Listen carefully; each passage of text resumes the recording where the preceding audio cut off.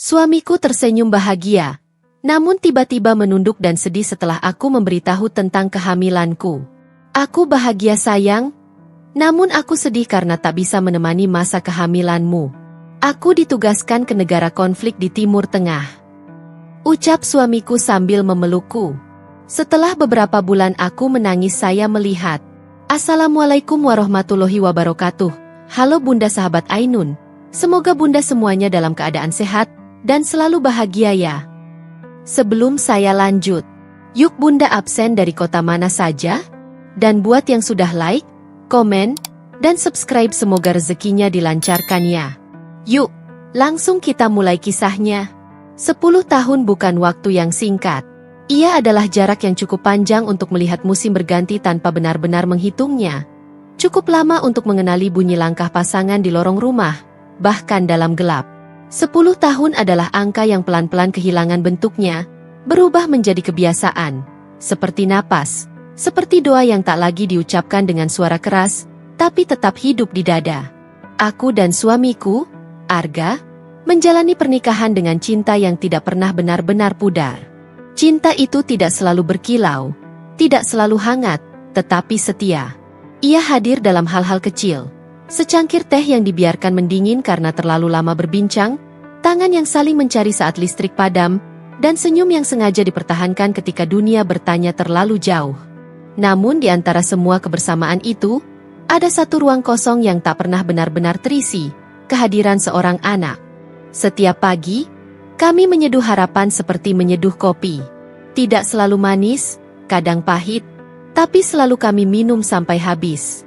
Arga akan membuka jendela, membiarkan matahari masuk perlahan, seolah memberi kesempatan pada cahaya untuk membujuk semesta.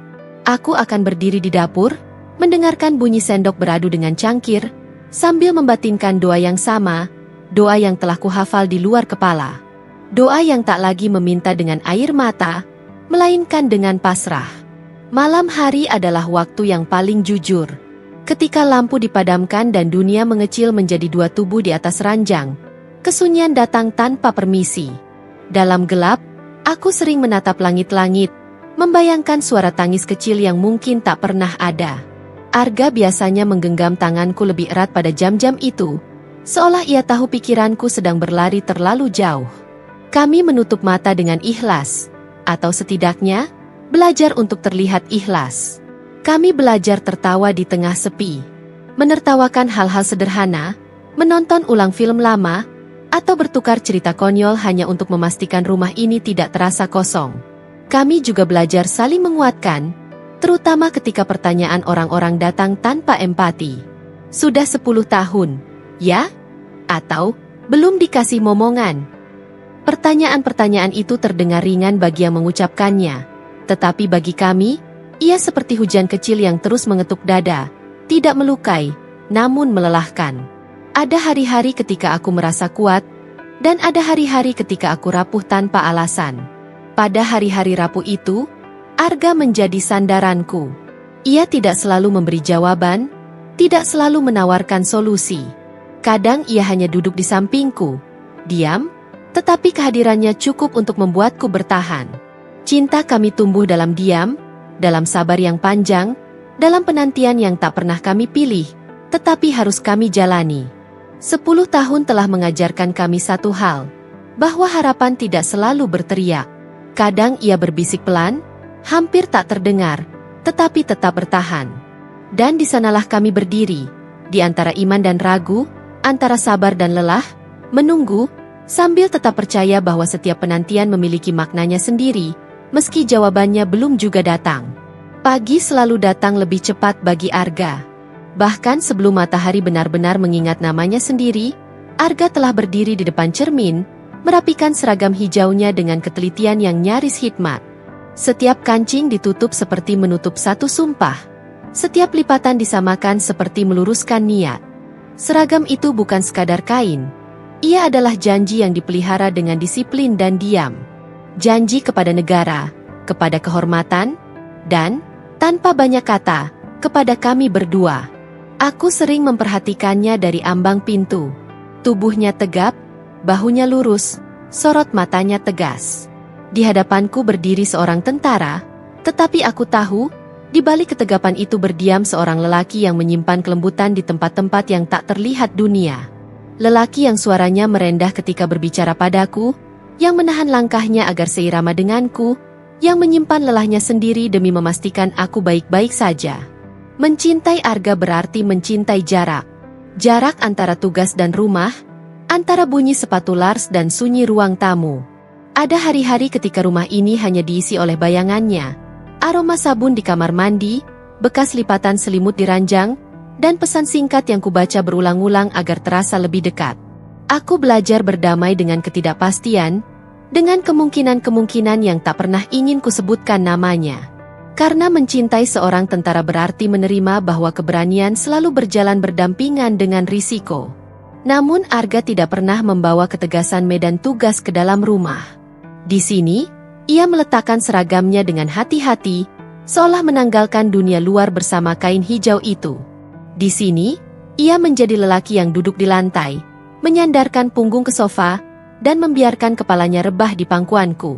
Lelaki yang mendengarkan ceritaku tentang hal-hal kecil, tentang hujan yang datang tiba-tiba, tentang tanaman yang hampir layu, tentang kesunyian yang kadang terasa terlalu panjang. Malam adalah waktu ketika janjinya terdengar paling jujur. Saat lampu diredupkan dan dunia mengecil menjadi bisikan, Arga akan menggenggam tanganku, hangat dan yakin. Di antara napas yang teratur, ia berbisik, "Jika Tuhan menitipkan anak, aku ingin ia lahir dari doa-doamu." Kalimat itu tidak pernah diucapkannya dengan nada sedih, melainkan penuh hormat, seolah doa-doaku adalah tempat paling aman bagi sebuah kehidupan untuk bermula. Aku sering bertanya dalam diam, bagaimana mungkin seorang yang akrab dengan kerasnya dunia tetap memilih kelembutan sebagai bahasanya di rumah? Barangkali karena Arga tahu, tidak semua pertempuran dimenangkan dengan senjata. Ada pertempuran yang hanya bisa dilalui dengan sabar, dengan iman, dengan kesediaan untuk percaya meski bukti belum tampak. Dan penantian kami adalah salah satunya. Ada malam-malam ketika aku terbangun karena mimpi buruknya. Nafasnya memburu, dahinya basah oleh peluh yang tak sempat kering. Aku tidak bertanya, tidak mendesak cerita. Aku hanya memeluknya lebih erat, mengingatkannya bahwa ia telah kembali. Dalam pelukan itu, peranku dan perannya seolah bertukar. Aku menjadi benteng kecil yang menjaganya dari kenangan, sementara ia membiarkanku melihat sisi rapuhnya, sesuatu yang tak pernah ia tunjukkan pada dunia. Seragam hijaunya mungkin adalah janji pada negara, tetapi kesetiaannya di rumah adalah janji padaku. Janji untuk pulang, sejauh apapun langkahnya pergi. Janji untuk tetap percaya, meski harapan kadang terasa menggantung di udara tanpa pegangan.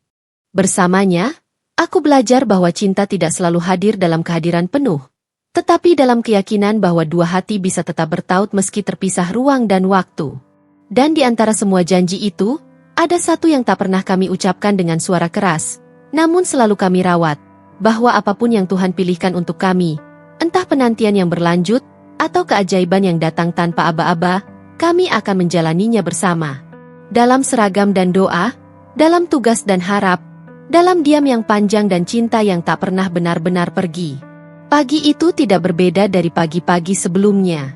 Matahari tetap datang dengan cahaya yang ragu-ragu, burung-burung tetap bersuara seadanya, dan rumah ini masih berdiri dengan kesunyian yang sama. Namun ada sesuatu di dadaku yang bergetar tanpa sebab yang jelas, seperti firasat yang belum berani menyebutkan namanya sendiri. Aku menatap benda kecil di tanganku cukup lama. Terlalu lama. Hingga waktu terasa melambat, seolah dunia memberi ruang agar aku siap menerima apapun yang akan terjadi.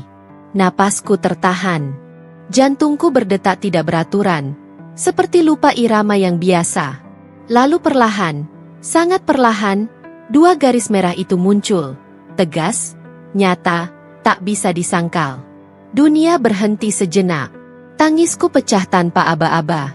Bukan tangis yang gaduh, melainkan tangis yang lahir dari tempat terdalam, dari ruang yang selama ini kupeluk dengan sabar. Aku terduduk, tangan gemetar, air mata jatuh tanpa bisa kutahan. Tidak ada kata yang cukup untuk menampung perasaan itu.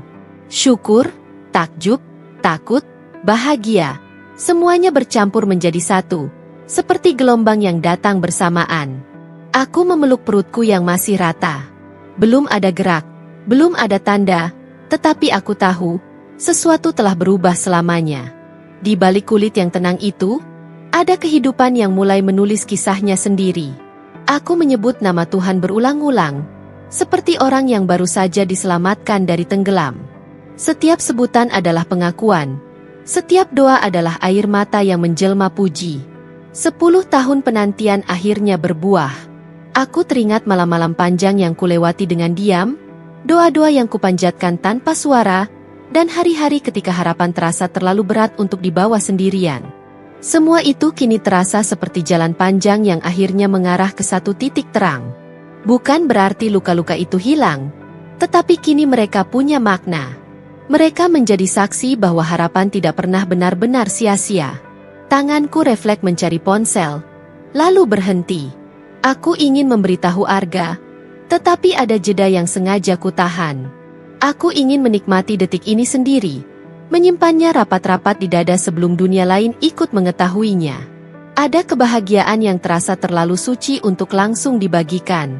Namun Arga selalu menjadi bagian dari doaku. Bahkan sebelum aku berani bermimpi sejauh ini. Aku membayangkan wajahnya saat mendengar kabar ini. Alisnya yang terangkat, matanya yang berkaca-kaca, senyum yang berusaha ia tahan namun gagal. Aku tahu, lelaki itu akan memelukku tanpa kata. Seperti caranya selama ini menghadapi hal-hal besar dalam hidup. Hari itu aku menjalani waktu dengan perasaan yang ganjil. Aku berjalan lebih pelan, seolah takut mengganggu sesuatu yang rapuh namun berharga. Aku makan dengan lebih hati-hati, bernapas dengan lebih sadar. Dunia terasa sama, tetapi aku berbeda. Ada tanggung jawab baru yang tumbuh bersama rasa takut kehilangan. Karena apa yang telah lama dinanti seringkali membuat kita lebih mudah cemas. Malam datang membawa sunyi yang berbeda. Bukan sunyi yang kosong, melainkan sunyi yang penuh.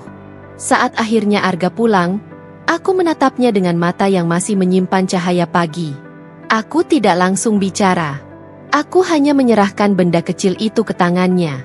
Ia terdiam lama, terlalu lama. Lalu lututnya melemas dan ia duduk di hadapanku. Untuk pertama kalinya, aku melihat Arga menangis tanpa berusaha menyembunyikannya. Di antara air mata itu, aku tahu, ini bukan sekadar 2 garis merah. Ini adalah jawaban dari langit. Amanah yang lahir dari doa-doa yang tak pernah kami tinggalkan. Dan di saat itulah aku menyadari, penantian tidak selalu berakhir dengan sorak-sorai. Kadang ia datang dalam hening yang sakral, mengajarkan kita untuk menjaga dengan cinta apa yang akhirnya dipercayakan. Hari itu seolah memiliki 2 wajah. Pagi membawa cahaya yang hangat, tetapi siang menyusupkan bayang-bayang yang tak bisa dihindari.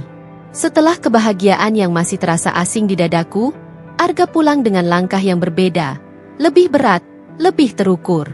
Ada sesuatu di caranya menutup pintu, di caranya meletakkan tas, seolah ia sedang menunda sebuah kalimat yang terlalu besar untuk segera diucapkan.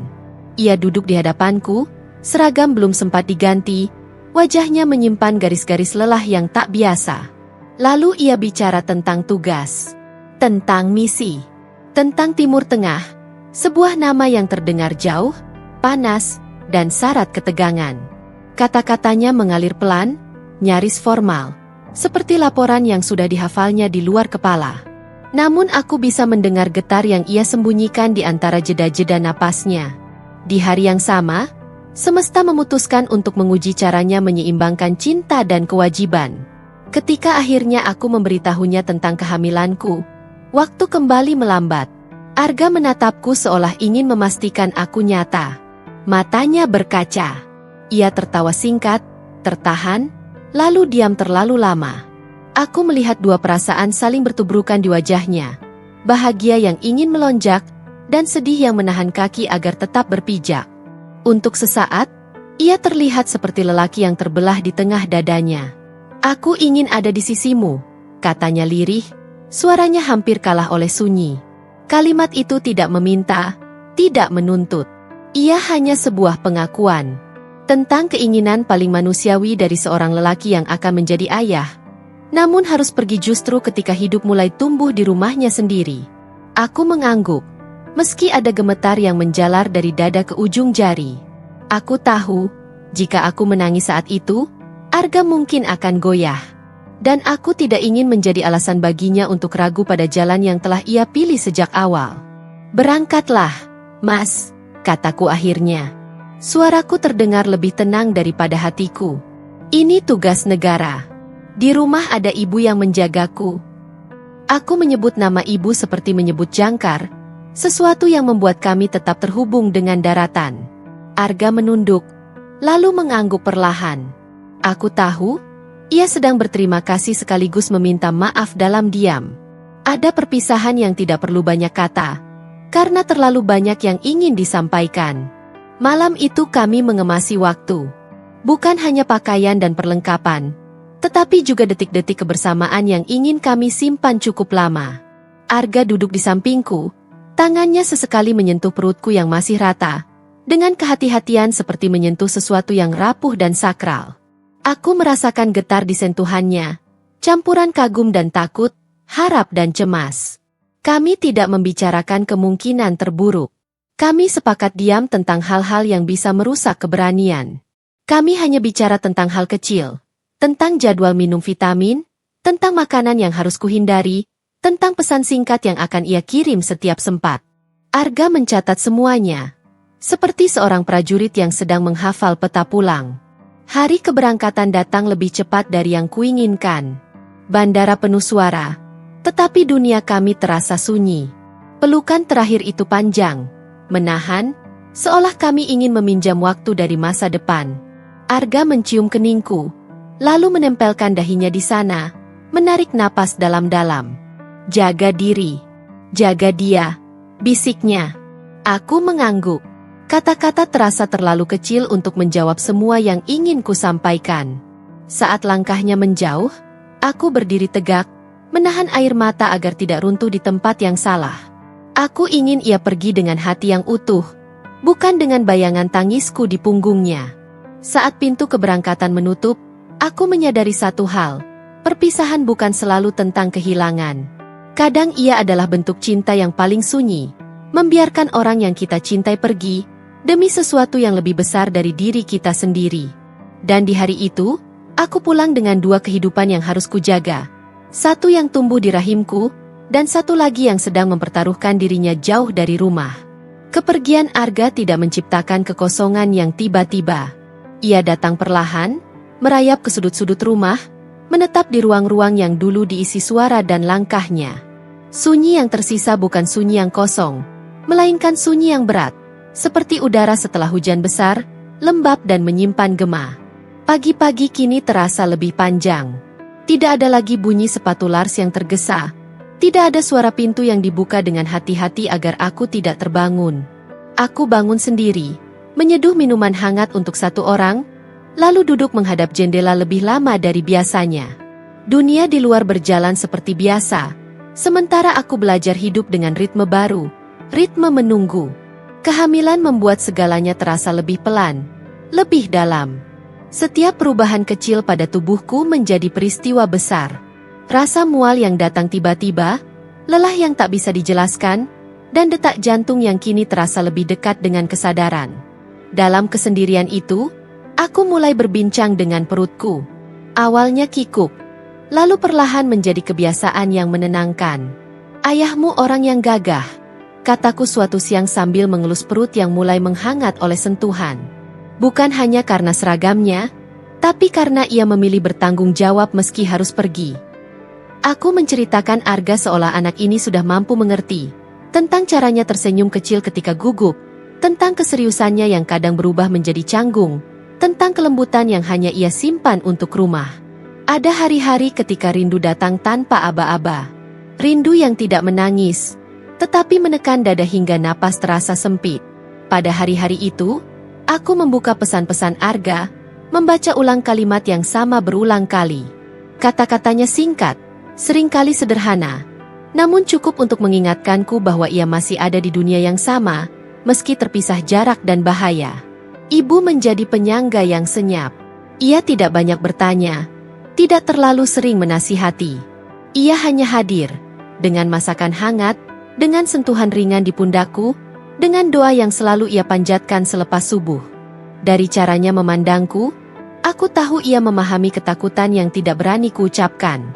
Ketakutan kehilangan, ketakutan menunggu, ketakutan menjadi kuat sendirian. Malam hari adalah ujian terberat. Ketika lampu dipadamkan dan suara rumah meredup, pikiranku menjadi terlalu ramai. Aku sering terbangun, meletakkan tangan di dada, lalu berpindah ke perut, memastikan dua kehidupan ini masih bertahan dengan baik. Di saat-saat itulah aku mengirim doa, panjang dan pelan, menembus jarak yang tak bisa kujangkau dengan langkah. Aku membayangkan doa-doa itu seperti benang cahaya, menjulur dari rumah kecil ini hingga ke tempat Arga berada. Aku berharap doa itu cukup kuat untuk melindunginya, cukup hangat untuk mengingatkannya pulang. Aku tidak meminta yang muluk. Aku hanya meminta keselamatan, hari demi hari. Ada saat-saat ketika aku merasa bersalah karena bahagia. Ketika aku tersenyum merasakan perubahan di tubuhku, aku teringat Arga yang mungkin sedang berdiri di bawah matahari asing, memanggul tanggung jawab yang tak ringan. Bahagia dan cemas kini berjalan berdampingan, tak pernah benar-benar berpisah. Aku belajar menerima bahwa cinta dewasa memang seringkali begitu. Tidak murni satu rasa, tetapi campuran yang rumit. Hari-hari berlalu dengan perlahan namun pasti. Aku mencatat usia kehamilan seperti menghitung jarak pulang. Setiap minggu yang terlewati adalah kemenangan kecil. Setiap pagi yang berhasil kulewati adalah bukti bahwa aku bisa bertahan. Aku tidak lagi hanya menunggu Arga. Aku juga sedang mempersiapkan diri menjadi ibu. Dan dalam sunyi yang berbeda ini, aku memahami satu hal. Cinta tidak selalu hadir dalam kebersamaan fisik. Kadang ia justru tumbuh paling kuat saat diuji oleh jarak. Di antara doa, rindu, dan harapan yang kupeluk setiap hari, aku menjaga dua amanah. Menunggu kepulangan seorang suami, dan menyambut kedatangan seorang anak. Bulan ketiga datang dengan cara yang lebih tenang. Tubuhku mulai mengenali iramanya sendiri, seolah perlahan berdamai dengan perubahan yang terjadi di dalamnya. Rasa mual tidak lagi sekeras sebelumnya, meski lelah masih setia menemani. Aku mulai belajar membaca tanda-tanda kecil dari tubuhku, kapan harus berhenti, kapan harus duduk, kapan harus menyerah pada istirahat tanpa rasa bersalah. Hari itu aku pergi sendiri ke klinik. Ibu menungguku di rumah, menitipkan doa seperti biasa. Ruang tunggu terasa dingin dan asing, dipenuhi suara-suara pelan yang bercampur antara harap dan cemas. Aku duduk dengan tangan saling menggenggam, menatap lantai, berusaha menenangkan jantungku sendiri yang berdetak terlalu cepat. Ada ketakutan yang sulit dijelaskan, ketakutan akan kehilangan sesuatu yang belum sempat kugenggam sepenuhnya. Ketika namaku dipanggil, langkah kakiku terasa ringan namun rapuh. Aku berbaring, menatap langit-langit putih yang polos, mencoba bernapas teratur. Dokter tersenyum tipis, tangannya bekerja dengan tenang. Lalu suara itu muncul, cepat, teratur, seperti langkah kecil yang berlari di lorong sempit. Detak itu, aku membeku. Dunia kembali berhenti, tetapi kali ini bukan oleh kejutan, melainkan oleh keajaiban. Detaknya kuat, lebih kuat dari yang kubayangkan, seolah ingin meyakinkanku bahwa ia benar-benar ada. Air mataku jatuh tanpa perlawanan. Aku tersenyum sambil menangis. Dadaku sesak oleh perasaan yang tak pernah kupelajari namanya. Di dalam suara itu, aku mendengar janji. Janji kehidupan. Janji keberlanjutan. Janji bahwa tubuhku tidak lagi sendiri. Aku pulang dengan hati yang penuh dan langkah yang berbeda. Ada keyakinan baru yang tumbuh bersama rasa takut yang masih tersisa. Di kamar, aku memutar ulang rekaman detak itu berkali-kali. Setiap kali mendengarnya, aku merasa lebih berani. Seolah suara kecil itu memberiku alasan untuk terus berdiri tegak, meski sendirian. Aku merekam detak itu, jari-jariku gemetar bukan karena lelah, tetapi karena ingin segera membagikannya. Kukirimkan pada Arga, bersama pesan singkat yang tak pernah selesai kususun dengan sempurna. Aku membayangkan ia mendengarnya di tempat yang jauh, di sela tugas yang tak memberinya banyak ruang untuk menjadi ayah sepenuhnya. Balasannya datang beberapa waktu kemudian. Singkat, sederhana, namun menembus dadaku lebih dalam dari apapun. Terima kasih sudah kuat. Aku membaca kalimat itu berulang kali. Di sana ada pengakuan yang tak pernah ia ucapkan sebelumnya, bahwa perjuangan ini tidak ringan, bahwa kesendirianku tidak luput dari perhatiannya. Aku menempelkan ponsel ke dada, seolah kata-kata itu bisa menjelma pelukan. Malam itu, aku berbicara pada perutku lebih lama dari biasanya. Kuceritakan bahwa ayahnya telah mendengar detaknya, bahwa jarak tidak menghalangi cinta untuk sampai. Aku berjanji pada kehidupan kecil itu untuk tetap bertahan, apapun yang terjadi. Aku tidak tahu bagaimana masa depan akan terbentang, tetapi untuk pertama kalinya, aku tidak terlalu takut. Detak pertama itu mengubah segalanya. Ia bukan sekadar bunyi, melainkan penegasan bahwa harapan kini memiliki suara. Dan selama suara itu terus berdetak di dalam diriku, aku tahu aku tidak benar-benar sendiri. Hari-hari setelah itu terasa semakin berat, seolah waktu kehilangan kelenturannya. Pagi datang dengan wajah yang sama, tetapi membawa beban yang berbeda. Aku mulai membatasi diriku dari berita. Namun dunia terlalu keras untuk sepenuhnya dihindari. Televisi di ruang tengah suatu sore menyala tanpa sengaja, dan di sanalah bayang-bayang itu menampakkan diri. Ledakan yang memecah langit, debu yang menelan bangunan, jerit yang tak sempat diberi makna selain ketakutan. Aku mematikan layar dengan tangan gemetar. Sunyi yang tersisa justru lebih bising. Gambar-gambar itu menempel di kepala, berulang seperti gema yang tak mau reda. Aku duduk lama di sofa, memeluk bantal, merasakan napasku sendiri yang naik turun dengan susah payah. Dunia yang kutinggalkan sejenak untuk menjaga hidup kecil di dalam diriku kini mengetuk dengan cara yang kejam, mengingatkanku bahwa Arga berada di salah satu sudut dari kekacauan itu.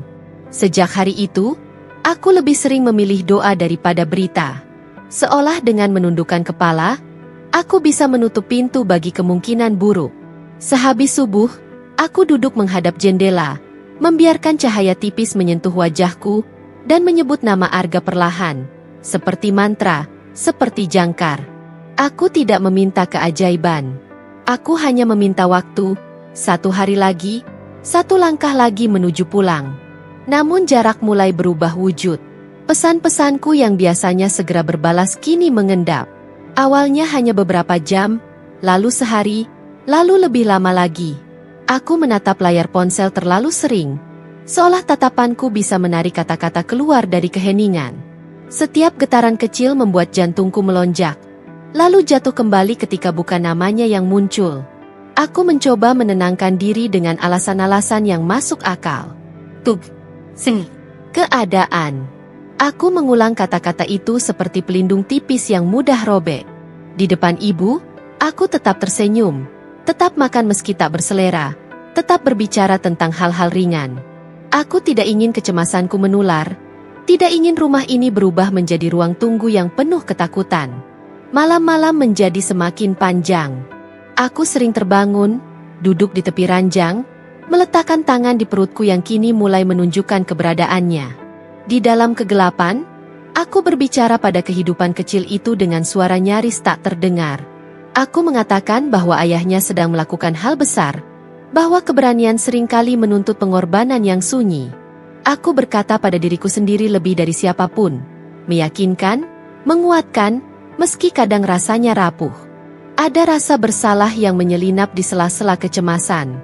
Bersalah karena berharap terlalu banyak, bersalah karena takut terlalu dalam.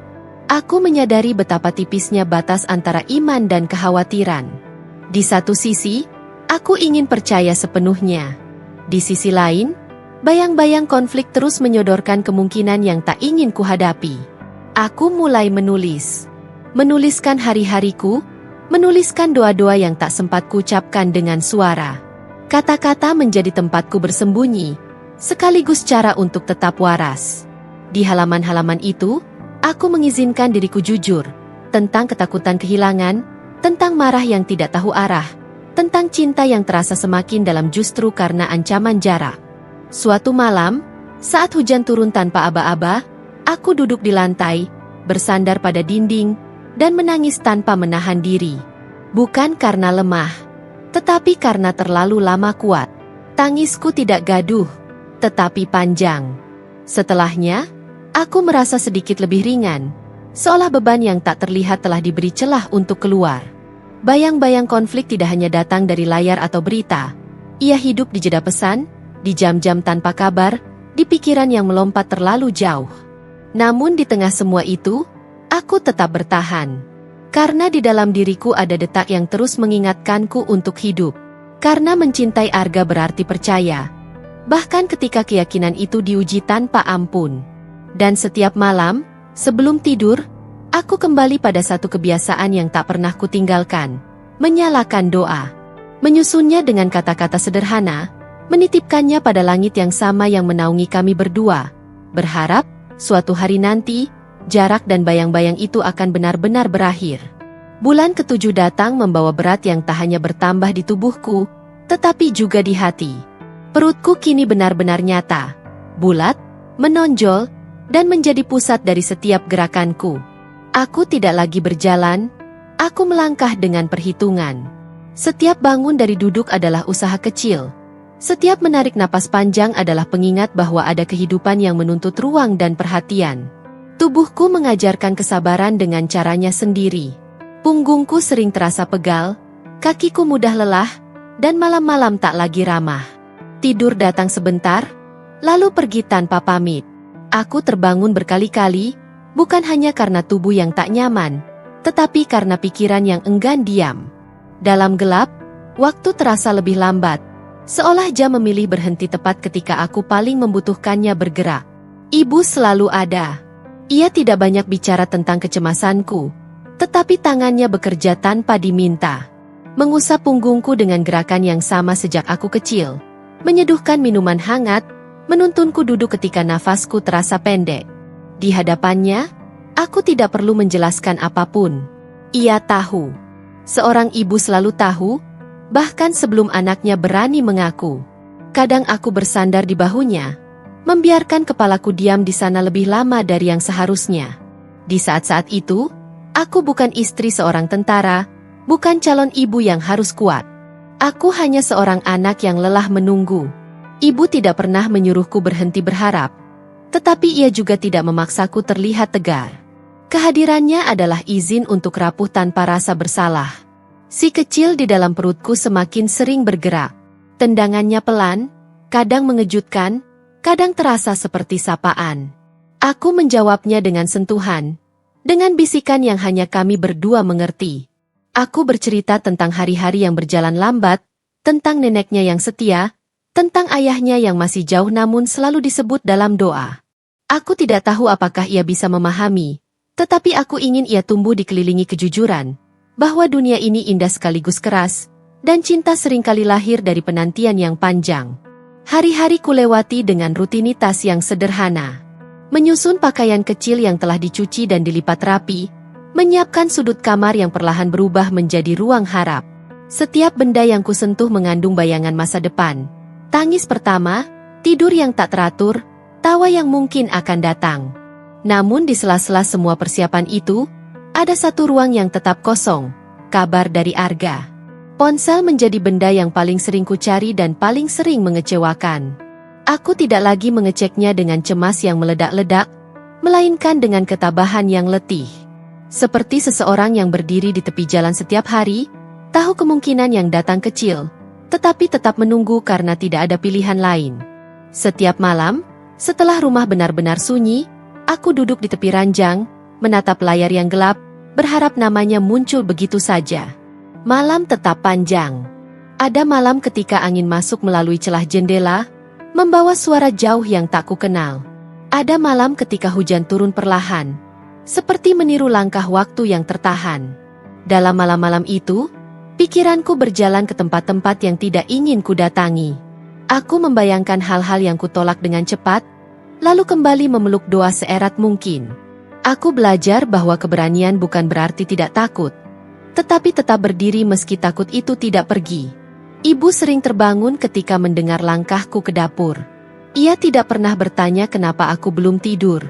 Ia hanya duduk menemaniku, mengaduk minuman, membiarkan keheningan bekerja dengan caranya sendiri. Kadang kami tidak bicara sama sekali. Kadang hanya 1-2 kalimat ringan. Namun kebersamaan itu cukup untuk membuat malam terasa sedikit lebih pendek. Di bulan ketujuh ini, aku menyadari bahwa menunggu bukanlah keadaan pasif. Ia adalah kerja batin yang melelahkan. Menjaga harap agar tidak runtuh. Menjaga iman agar tidak berubah menjadi putus asa. Aku menunggu bukan hanya kabar, tetapi juga diriku sendiri. Versi diriku yang lebih siap, lebih lapang, lebih ikhlas menerima apapun yang akan datang. Dan di tengah semua itu, aku terus melangkah pelan. Dengan perut yang membesar, dengan hati yang sarat, dengan cinta yang tidak berkurang meski jarak mengujinya tanpa henti. Aku tidak tahu bagaimana akhir dari penantian ini akan ditulis. Namun di bulan ketujuh ini, aku memilih bertahan. Karena hidup kecil yang kubawa, karena ibu yang setia menemani, dan karena cinta yang, meski jauh, masih kupercaya sedang berusaha pulang. Sore itu datang tanpa firasat. Langit tidak menggelap lebih cepat, angin tidak bertiup lebih keras.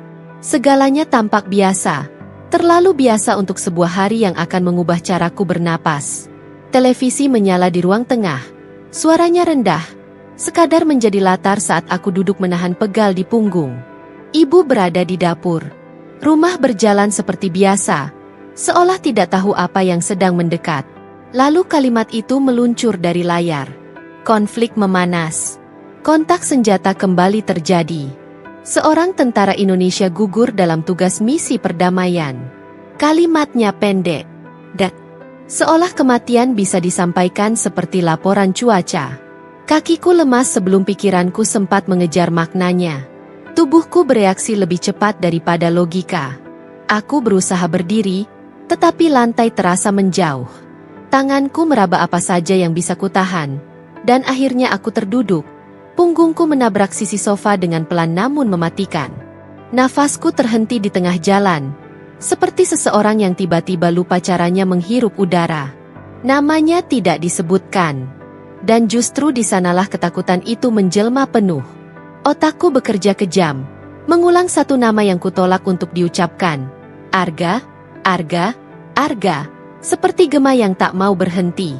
Setiap pengulangan terasa seperti pukulan di dada.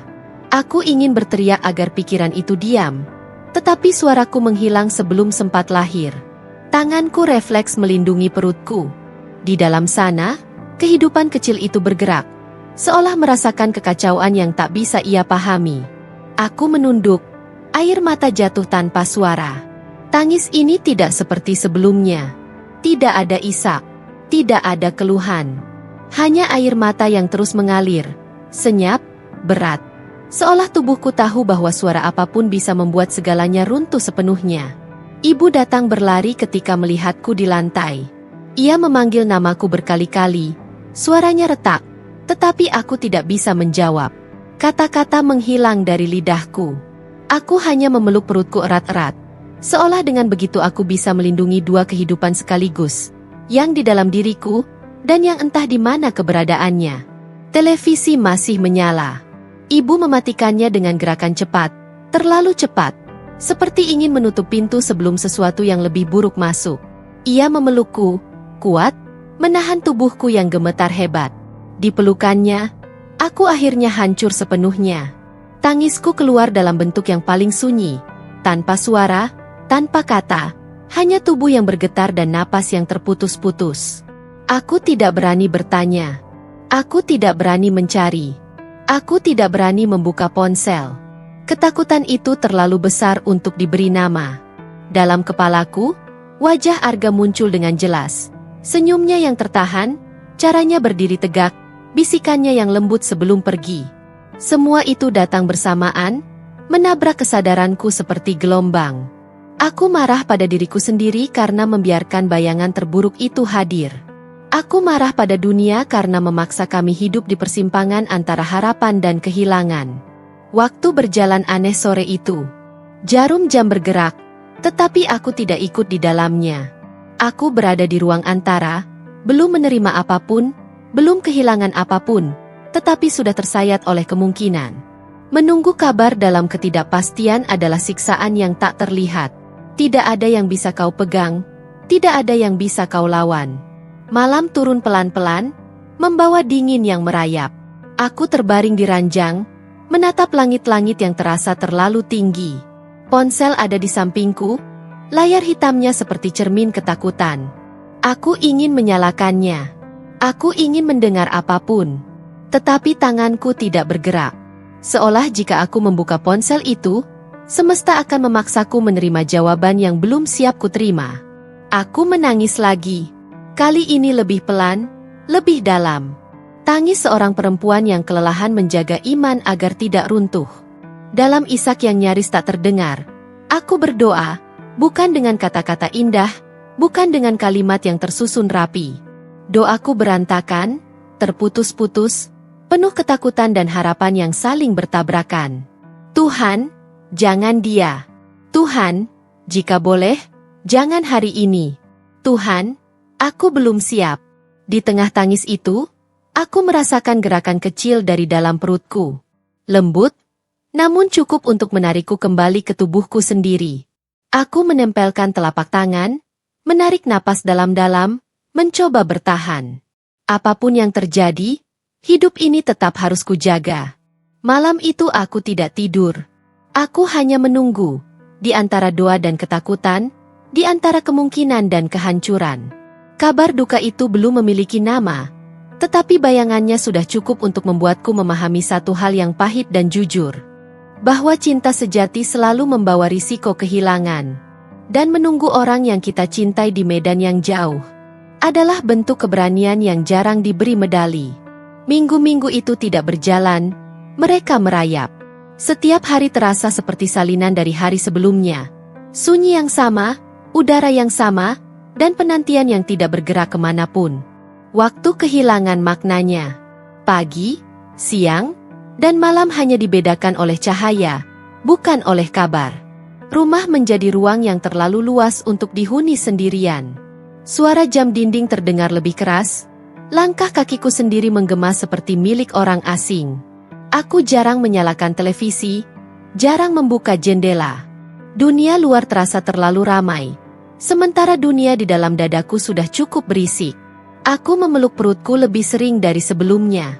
Bukan sekadar refleks, melainkan janji yang terus kuulang tanpa suara. Pada bayi kecil ini, aku bersumpah untuk tetap kuat. Meski kekuatan itu terasa seperti benang tipis yang mudah putus. Aku berbicara padanya tentang bertahan, tentang menunggu dengan sabar, tentang ayahnya yang masih berada di antara dua-dua kami, meski namanya belum kembali dalam bentuk kabar. Setiap sujudku menjadi panjang. Aku tinggal lebih lama di lantai, menempelkan kening dengan kelelahan yang tak tahu harus diserahkan kemana. Doaku tidak lagi indah. Ia menjadi jujur, terlalu jujur.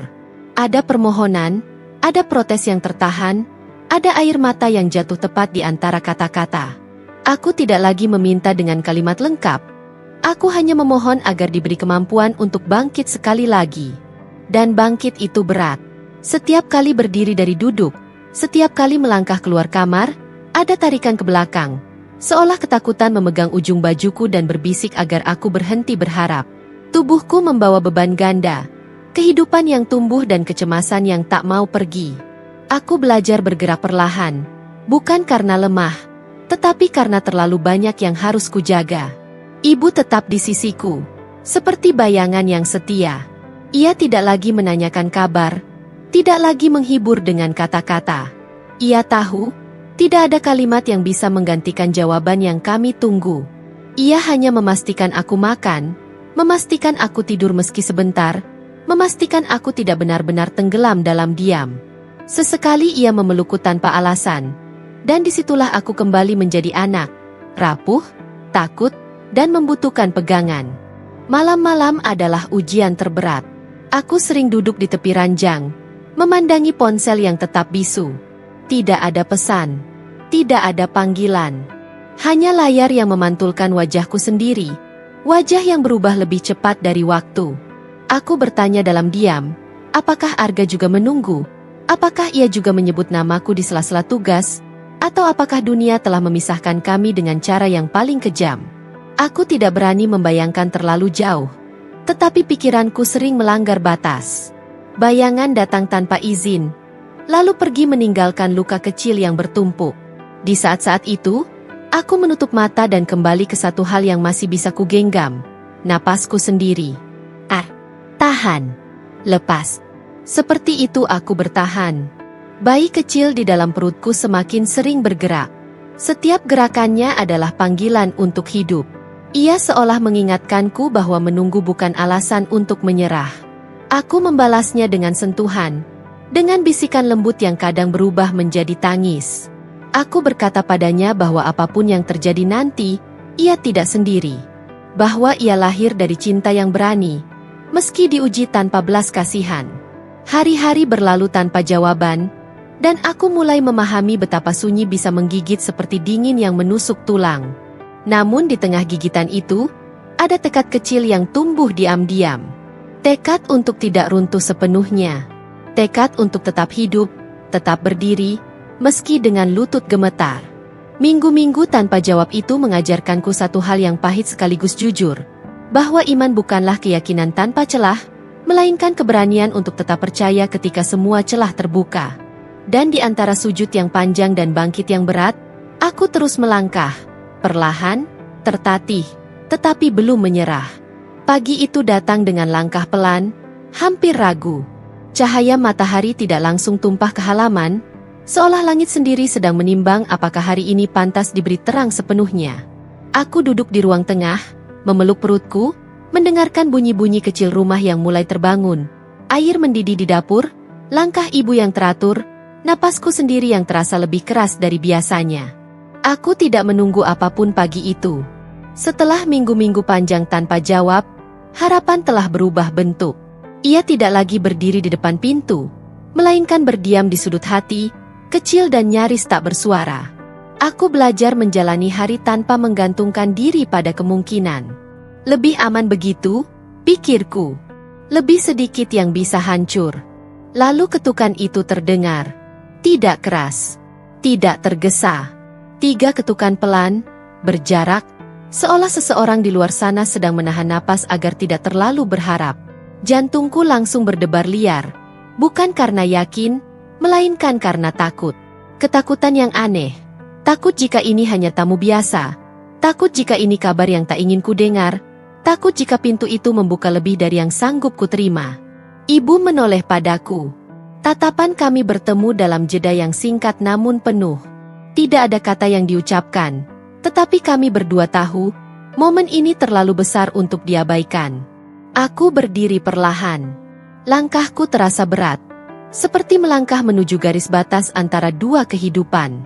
Setiap langkah mendekati pintu membuat dadaku semakin sesak. Tanganku gemetar saat menyentuh gagang pintu. Dingin, nyata, tak peduli pada badai yang sedang berputar di dalam diriku. Aku membuka pintu. Arga berdiri di sana. Untuk sesaat, aku tidak bernapas. Waktu berhenti total. Membiarkan mataku memastikan apa yang kulihat bukan hayalan yang kejam. Ia lebih kurus, jauh dari sosok yang terakhir kali kulepas di bandara. Wajahnya penuh garis lelah. Kulitnya menyimpan warna luka yang belum sepenuhnya sembuh. Ada perban yang samar terlihat di balik pakaiannya.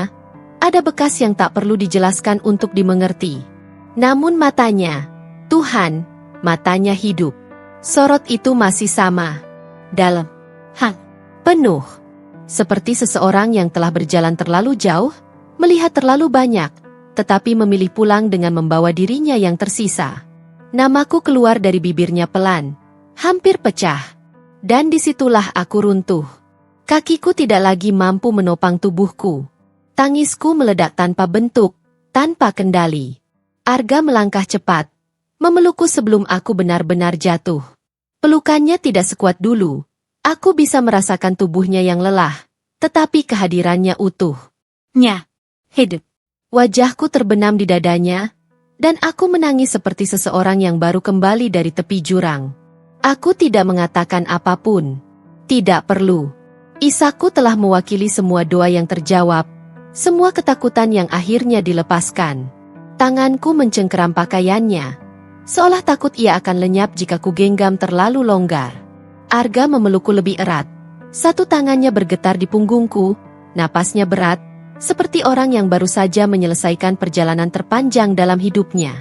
Ibu berdiri di ambang dapur, menangis dalam diam. Air matanya jatuh pelan, penuh syukur yang tak perlu diumumkan. Rumah yang selama ini terasa terlalu luas tiba-tiba menyempit. Dipenuhi kehadiran, dipenuhi napas, dipenuhi hidup. Arga menunduk perlahan, tangannya berpindah ke perutku. Sentuhannya berhenti sejenak, seolah meminta izin. Ketika telapak tangannya akhirnya menempel, bahunya bergetar. Ia menghela napas panjang, seperti seseorang yang akhirnya tiba di tujuan setelah tersesat terlalu lama. "Aku pulang," katanya lirih. Dua kata itu merobohkan sisa-sisa pertahananku. Aku mengangguk berkali-kali, air mataku masih mengalir. "Pulang," kata yang selama ini hanya hidup di doa-doaku, kini berdiri di depan pintu rumah, terluka namun utuh. Kami duduk di ruang tengah tanpa banyak bicara.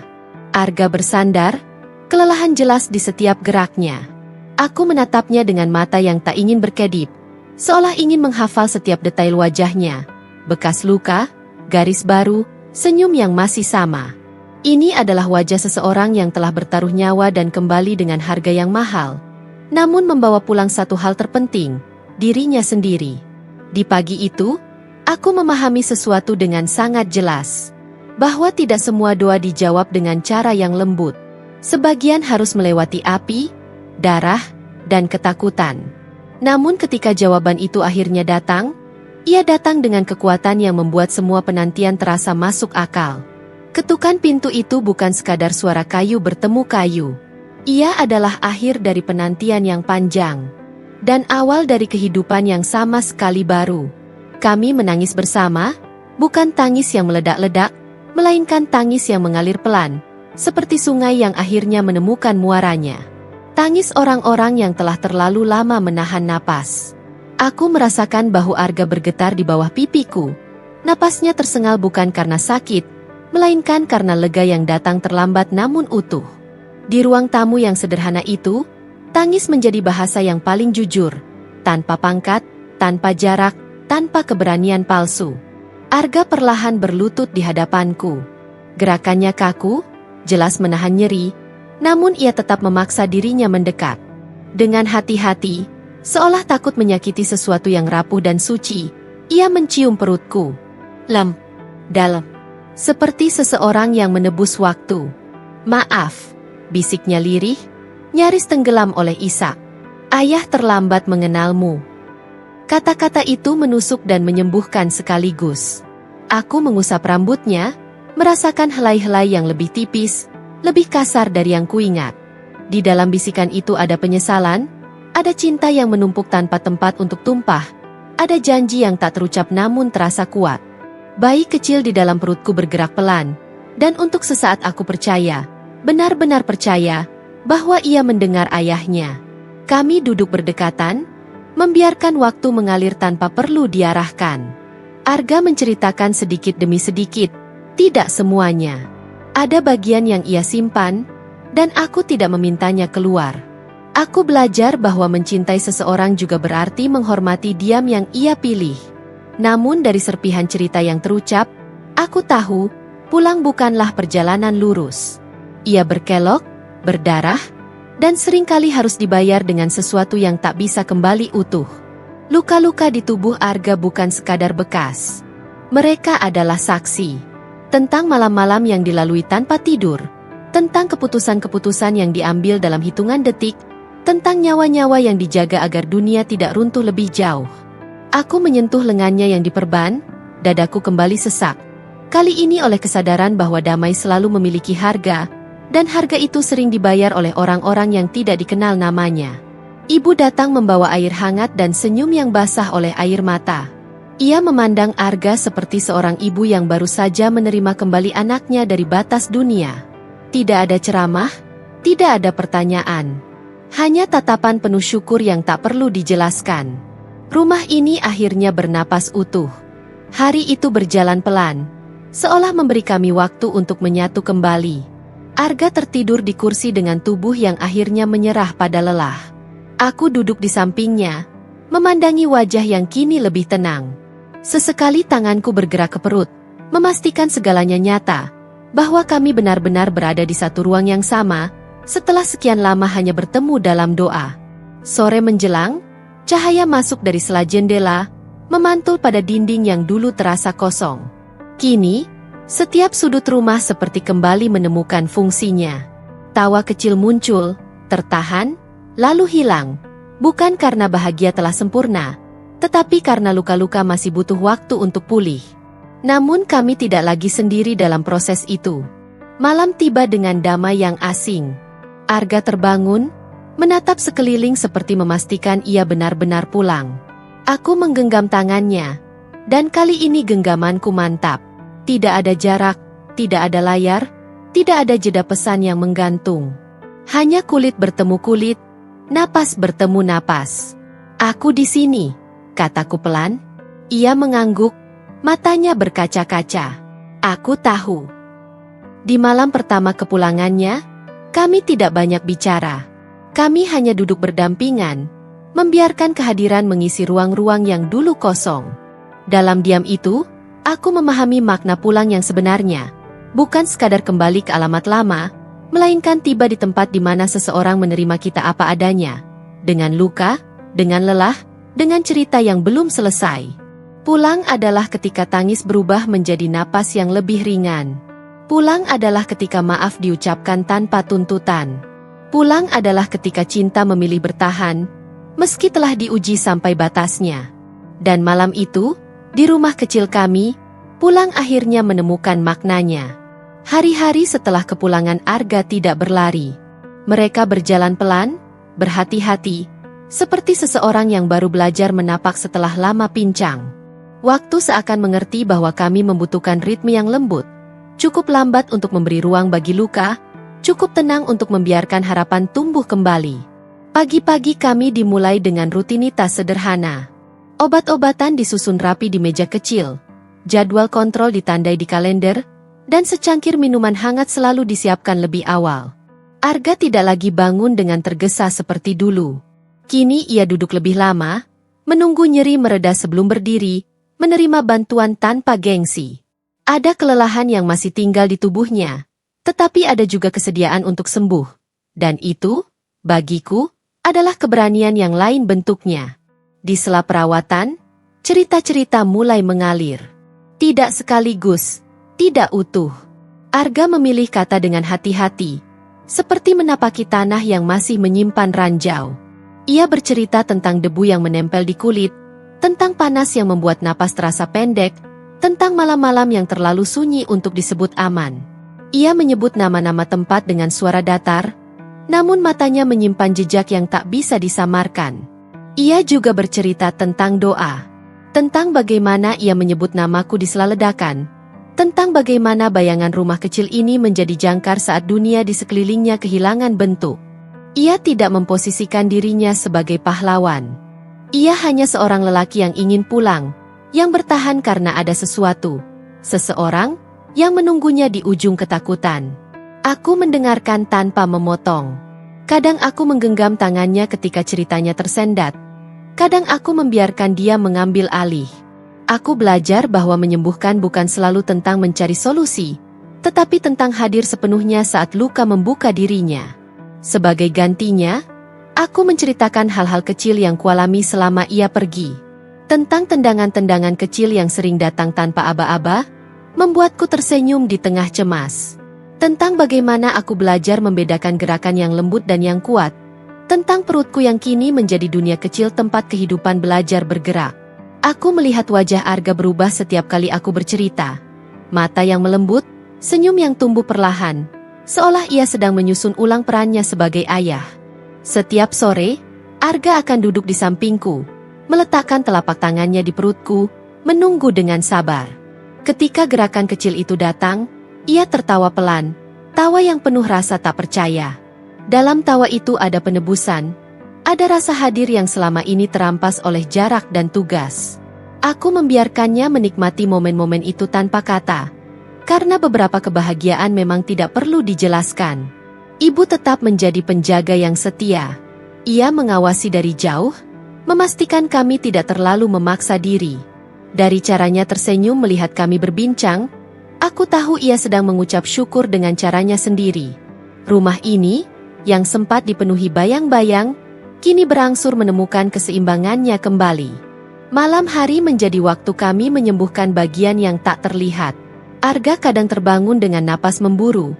Matanya mencari-cari sesuatu yang tak ada di ruangan ini.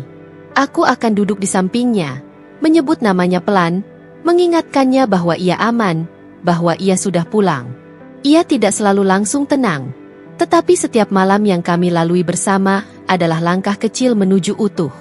Aku juga belajar jujur pada kelelahan sendiri. Kehamilan tidak memberiku banyak kelonggaran, tetapi aku menemukan kekuatan dalam kebersamaan. Ketika aku lelah, Arga belajar menahan cerita. Ketika ia kelelahan, aku belajar tidak memaksa jawaban. Kami saling menyembuhkan dengan cara yang paling sederhana, saling menjaga batas. Hari-hari itu tidak sempurna. Ada nyeri yang datang tanpa aba-aba, ada tangis yang muncul tiba-tiba, ada diam yang terasa panjang. Namun di antara semua itu, ada kesadaran yang tumbuh perlahan, bahwa kami tidak perlu kembali menjadi seperti sebelum semuanya terjadi. Kami hanya perlu menjadi versi baru dari diri kami, yang lebih lembut, lebih jujur, dan lebih berani mengakui rapuh. Menyembuhkan, aku belajar, bukanlah menghapus luka.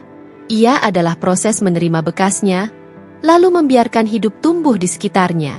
Dan di rumah kecil ini, di antara cerita tentang debu dan doa, tentang tendangan kecil dan senyum yang lahir diam-diam, kami mulai sembuh bersama.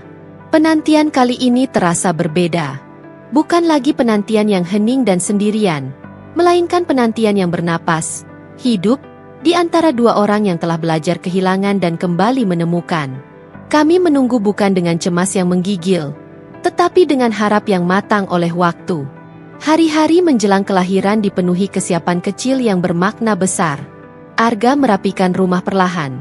Sesekali berhenti karena tubuhnya belum sepenuhnya pulih. Ia tidak memaksakan diri, dan aku tidak lagi merasa perlu melarang. Kami belajar percaya pada tubuh masing-masing, pada waktu, pada Tuhan yang telah membawa kami sejauh ini. Setiap sudut rumah disentuh dengan niat baik, membersihkan bukan sekadar menghilangkan debu, tetapi seolah menyapu sisa ketakutan yang pernah tinggal. Kami mulai menyusun nama. Tidak tergesa, tidak pula penuh perdebatan. Nama-nama itu kami ucapkan pelan, merasakannya di lidah, membayangkan masa depan yang akan memanggilnya. Ada nama yang terdengar kuat, ada yang terasa lembut, ada yang menyimpan doa agar ia tumbuh berani, ada yang berisi harapan agar ia kelak menjadi manusia yang baik. Kami menuliskannya di kertas kecil, menempelkannya di dinding, lalu menatapnya seperti menatap janji. Setiap malam, Arga membacakan doa dengan suara yang lebih tenang dari sebelumnya. Ia tidak lagi meminta kemenangan, tidak pula keberanian di medan perang. Doanya sederhana, keselamatan, kesehatan, dan keteguhan hati. Aku menyimak dari samping, merasakan perutku mengencang oleh gerakan yang kini semakin sering. Kehidupan di dalam diriku seolah ikut mendengarkan, ikut mengenal suara ayahnya yang kini selalu ada. Ibu kerap duduk bersama kami di sore hari, tangannya sibuk merajut atau sekadar mengelus perutku. Dari matanya, aku melihat kebahagiaan yang tenang, kebahagiaan seseorang yang telah melewati banyak kehilangan dan akhirnya diberi kesempatan menyambut kehidupan baru. Ia sering bercerita tentang kelahiranku dulu, tentang kecemasan yang sama, tentang doa-doa yang tak pernah berubah meski zaman berganti. Ceritanya menjadi jembatan antara masa lalu dan masa depan. Malam-malam kami tidak selalu mudah. Tubuhku sering lelah, napasku pendek, tidurku terputus. Namun Arga selalu terjaga di sela-selanya. Ia menyodorkan air, membenahi bantal, atau sekadar duduk diam menemaniku bernapas. Dalam diam itu, aku merasakan kehadirannya lebih nyata dari kata-kata. Ia tidak mencoba menjadi sempurna, ia hanya berusaha ada, dan itu cukup. Kadang kami berbicara tentang ketakutan, tentang persalinan, tentang menjadi orang tua, tentang luka yang mungkin belum sepenuhnya sembuh. Kami tidak lagi menghindari topik-topik itu. Kami menghadapinya bersama, membiarkan rasa takut duduk di antara kami tanpa harus mengusirnya. Karena kami tahu, keberanian bukan ketiadaan takut, melainkan kesediaan melangkah meski takut itu ada. Waktu berjalan seperti napas panjang. Perutku semakin berat, tetapi hatiku justru terasa ringan. Setiap tendangan terasa seperti sapaan, pengingat bahwa penantian ini akan menemukan ujungnya. Aku sering menutup mata dan membayangkan wajah kecil yang akan segera kami temui. Wajah yang lahir dari doa panjang, dari jarak dan kesetiaan, dari luka dan penyembuhan. Menanti kelahiran bukan hanya tentang menghitung hari. Ia adalah pelajaran tentang sabar yang tidak lagi menyakitkan, tentang harap yang tidak lagi rapuh. Di rumah yang kini penuh cahaya, di antara nama-nama yang disusun dengan cinta dan doa-doa yang naik setiap malam, kami menunggu, bersama, dengan hati yang telah siap menerima kehidupan dalam segala bentuknya. Ruang bersalin itu dipenuhi cahaya yang dingin dan suara yang teratur. Alat-alat medis, langkah kaki perawat, napas yang kuatur sekuat mungkin. Waktu seolah melipat dirinya sendiri. Detik-detik terasa panjang, namun sekaligus melesat tanpa izin. Di antara rasa sakit yang datang bergelombang, aku menggenggam tangan Arga, seolah di sanalah seluruh kekuatanku bermuara. Arga tidak banyak bicara. Ia berdiri di sisiku, matanya tak lepas dariku, tangannya menjadi jangkar. Dalam genggamannya, ada 10 tahun doa yang tak pernah ia lepaskan. Ada jarak yang pernah memisahkan, ada ketakutan yang hampir merenggut harapan. Semua itu berkumpul di satu titik, di napas yang kian berat, di detak jantung yang berlari, di keyakinan bahwa sebentar lagi hidup akan berubah selamanya. Ketika tangisan pertama itu akhirnya pecah, dunia seolah berhenti sekali lagi. Namun kali ini bukan karena takut, melainkan karena keajaiban. Suara itu kecil, rapuh, namun cukup kuat untuk merobohkan tembok-tembok yang pernah kami bangun dari cemas. Air mataku jatuh tanpa bisa dicegah. Aku tidak lagi merasakan sakit, hanya kelegaan yang menyesakkan dada. Arga menunduk, keningnya menyentuh tanganku. Aku merasakan getar di tubuhnya. Tangis yang ia simpan terlalu lama akhirnya menemukan jalannya. Ia tertawa di sela air mata, seperti seseorang yang baru pulang dari perjalanan jauh dan menemukan rumahnya masih berdiri.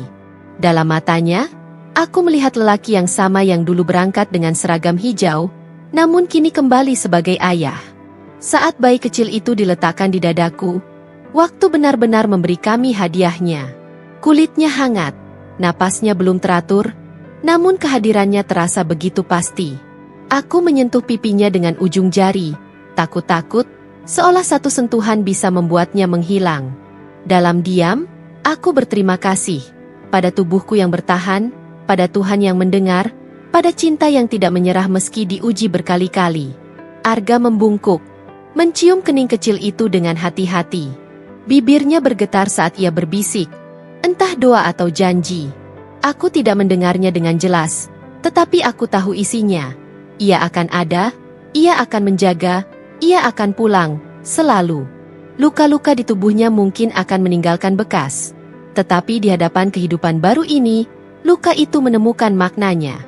Beberapa jam kemudian, ketika ruang bersalin kembali sunyi, kami saling menatap dengan kelelahan yang manis. Tidak ada kata-kata besar yang perlu diucapkan.